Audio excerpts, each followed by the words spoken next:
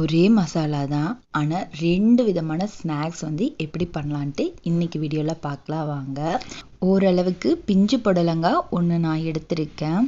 எங்கள் வீட்டில் புடலங்காய் அப்படின்னாலே புடலங்காயா அப்படிங்கிற மாதிரி தான் வந்து பார்ப்பாங்க. கூட்டு வச்சாலுமே இந்த மாதிரி செஞ்சு கொடுத்தா நல்லா விரும்பி சாப்பிடுவாங்க. ஸ்நாக்ஸுக்கு இல்லை அப்படின்னா ரசத்துக்கு கூட கடிச்சிக்கிறதுக்கு சூப்பராக இருக்கும். புடலங்காயில் எஜ்ஜில் இருக்க காம்பை மட்டும் கட் பண்ணிவிட்டு கத்தியால் இப்படி கீர்னிங்கனாலே மேலே இருக்க தோல் பார்ட் எல்லாமே வந்துடும். ஒரு தடவை தண்ணியில் நல்லா கழுவிட்டு நம்ம வந்து கட் பண்ணிக்கலாம். எனக்கு உள்ள சீட்ஸ் வந்து கம்மியாக தான் இருக்குது. அந்த சீட்ஸ் எல்லாத்தையுமே ரிமூவ் பண்ணிக்கலாம். நான் இன்னைக்கு கொஞ்சம் நீல வாக்கில் கட் பண்ணிக்கிறேன். உங்களுக்கு ரவுண்ட் ஷேப் வேணும்னாலும் ரவுண்ட் ஷேப்பில் கட் பண்ணிவிட்டு நடுவில் இருக்கிற விதையை மட்டும் தனியாக எடுத்துக்கலாம்.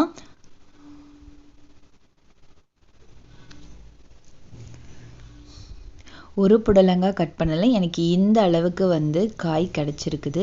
இது அப்படியே ஒரு பாத்திரத்துக்கு ட்ரான்ஸ்ஃபர் பண்ணிக்கலாம். இது கூடவே அரிசி மாவு ஒரு 2 ஸ்பூன் அளவுக்கு சேர்த்துக்கிறேன்.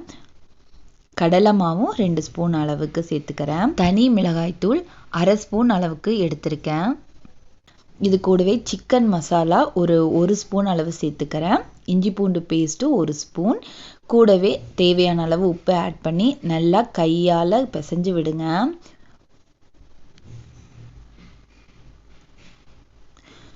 இப்போ கொஞ்சம் கொஞ்சமாக நம்ம தண்ணி தெளித்து மசாலாவை நல்லா கோட் பண்ணிக்கலாம் புடலங்காயில்.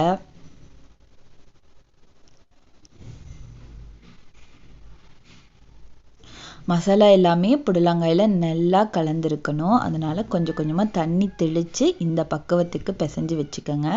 எண்ணெய் சூடானதுமே நம்ம மிக்ஸ் பண்ணி வச்சுருக்க புடலங்காயை இது கூட ஒவ்வொன்றா சேர்த்துக்கலாம். புடலங்காய் சேர்த்ததுமே அடுப்பை லோ ஃப்ளேமில் வச்சுக்கோங்க.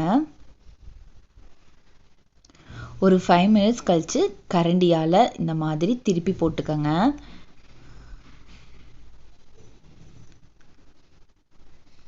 பபிள்ஸ் எல்லாம் ஓரளவுக்கு அடங்கினதுமே நல்ல கோல்டன் ப்ரௌன் கலர் வந்திருக்கும்.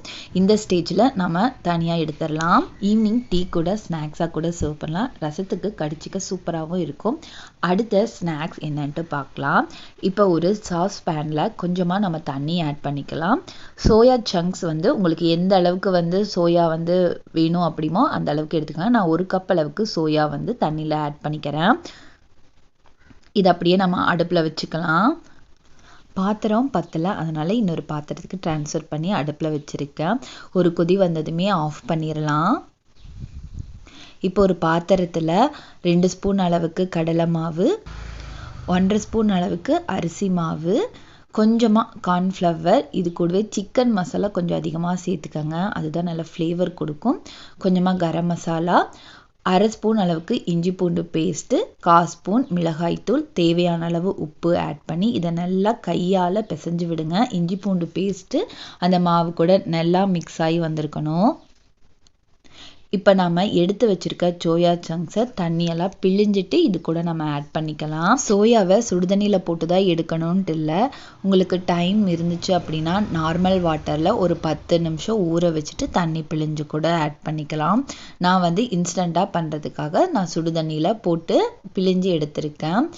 மசாலா கூட சோயா ஆட் பண்ணதுமே நல்லா கலந்து விடுங்க. அதில் இருக்க தண்ணியே வந்து நல்லா அப்சர்வ் ஆகிருக்கும். சோயா சங்க்ஸை மாவு கூட கலந்ததுமே கொஞ்சம் ட்ரையாக இருக்குது அப்படின்னா கொஞ்சமாக தண்ணி தெளித்து இந்த பக்குவத்துக்கு பிசைஞ்சு எடுத்துக்கோங்க. எண்ணெய் நல்லா சூடானதுமே நம்ம கலந்து வச்சுருக்க சோயாவை இது கூட நம்ம ஆட் பண்ணிக்கலாம்.